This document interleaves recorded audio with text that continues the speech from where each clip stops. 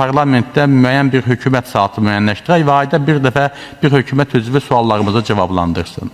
Komitə iclaslarında, plenar iclaslarda hatırə danışmaq və canlı interaktiv sual-cavab etmək mümkün olmur. Suallar və narahatlıqlar da yığılıb qalır. Ayrı-ayrı hökumət üzvlərindən rəhbər şəxslərə ciddi suallarımız yaranır. Deputatın işi yalnız hazır gələn qanunları müzakirə etmək olmamalıdır. Qanunvericiliyin yaradılmasında yaxından iştirak etməliyik və mən etmək istəyirəm. Qanunlar gəlir və göndərən subyekt bəzən dəyişikliklərə qarşı olur. Bunu hiss edirəm, bu müqaviməti, bunu da yol verilməz kimi qəbul edirəm. Komitə iclaslarında, digər toplantılarda 15-20 deputat danışır, sual verir.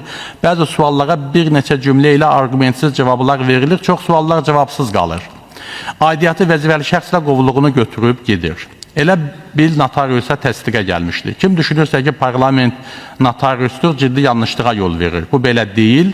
Onun üçün də bu cür yanaşmalarına düzəliş etsələr yaxşı olar.